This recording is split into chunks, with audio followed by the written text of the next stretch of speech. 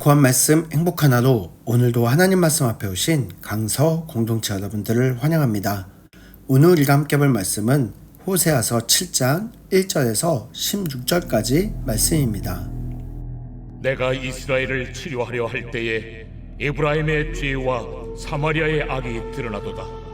그들은 거짓을 행하며 안으로 들어가 도둑질하고 밖으로 떼지어 노략질하며 내가 모든 악을 기억하였음을 그들이 마음에 생각하지 아니하거니와 이제 그들의 행위가 그들을 애워싸고 내 얼굴 앞에 있도다. 그들이 그 악으로 왕을 그 거짓말로 지도자들을 기쁘게 하도다. 그들은 다 간음하는 자라 과자 만드는 자에 의해 달궈진 화덕과 같도다.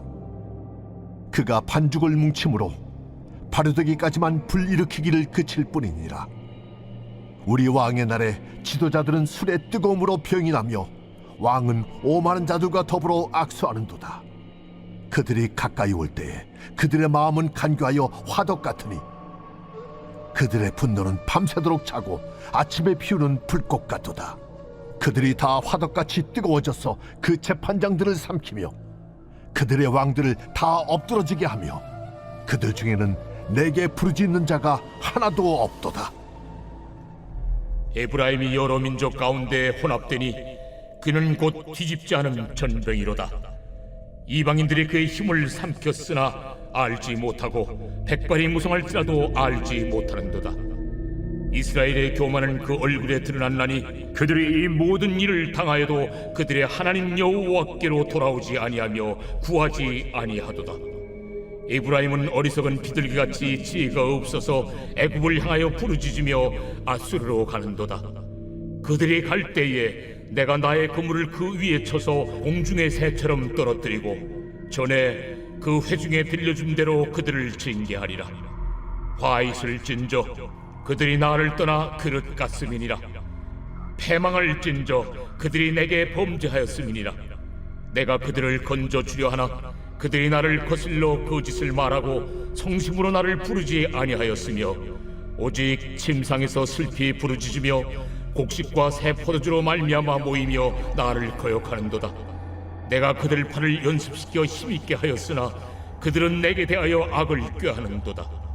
그들은 돌아오나 높으신 자에게로 돌아오지 아니하니 속이는 활과 같으며 그들의 지도자들은 그 혀의 거친 말로 말미암아 칼에 엎드러지리니 이것이 애굽 땅에서 조롱거리가 되리라.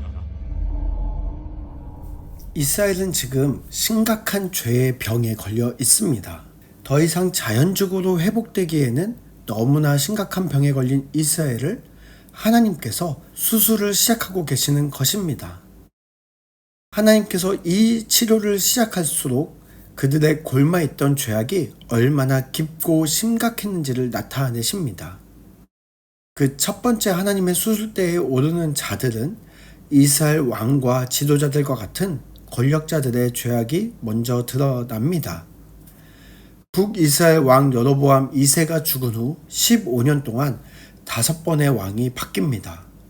권력의 자리를 잡은 듯 했지만 얼마 지나지 않아 새로운 권력이 왕권을 잡는 것을 반복되는 이스라엘의 고통의 시간이 계속되어지고 있었습니다. 이 달궈진 화덕에 반죽을 밀어넣듯 빵이 구워지고 나가면 또 새로운 반죽이 들어오듯 계속해서 왕이 새로 바뀌는 고통의 시간을 보내고 있었지만 그 누구도 하나님께 나와 치료를 받는 자들이 없었습니다. 그들은 하나님께서 수없이 기다리고 시간을 주었지만 자신들이 잡은 권력에 취해 하나님을 찾지 않고 결국 얼마 가지 않아 그 권력을 잃어버리게 된 것입니다. 그들은 하나님의 수술대에 오를 수밖에 없는 안타까운 처지가 되었습니다. 또 두 번째 수술대에는 이스라엘 백성들이 올라갑니다. 그들은 뒤집지 않은 전병이라고 하나님께서 말씀하십니다. 전병을 뒤집지 않으면 한쪽은 새까맣게 타고 한쪽은 익지 않은 상태가 됩니다. 그것처럼 이스라엘 백성들은 한쪽으로는 하나님을 믿는 척 하지만 다른 한쪽으로는 우상 숭배를 하고 있었습니다. 그로 인해 하나님을 온전히 믿지 않는 심각한 병에 걸려 버렸습니다. 하나님과 세상을 동시에 의지하면서 이도 저도 아닌 뒤집지 않은 전병 상태가 되어 버린 것입니다. 그들은 그렇게 하나님의 백성이라는 정체성을 잃어버리고 여러 민족들과 혼합되어 버렸습니다. 그 사이에 이스라엘 백성들은 이방인들의 힘에 삼켜지고 늙고 힘없는 백발 노인이 되어 버렸음에도 불구하고 그들은 그것이 자신들의 병이라는 것을 알아차리지 못했습니다. 치료자이신 하나님께 돌아오지 않고 무시하며 결국 그들은 병을 키웠고 하나님은 그들도 치료 불가능한 상태가 되었기 때문에 하나님의 수술대 위에 올라가야 된다고 말씀하십니다. 심지어 이런 상황에도 이스라엘의 선택은 어리석은 비둘기처럼 수술대에 올라가지 않고 도망쳐서 돌팔이 의사들을 찾아다니듯이 애국과 앗수를 의지하고 있습니다.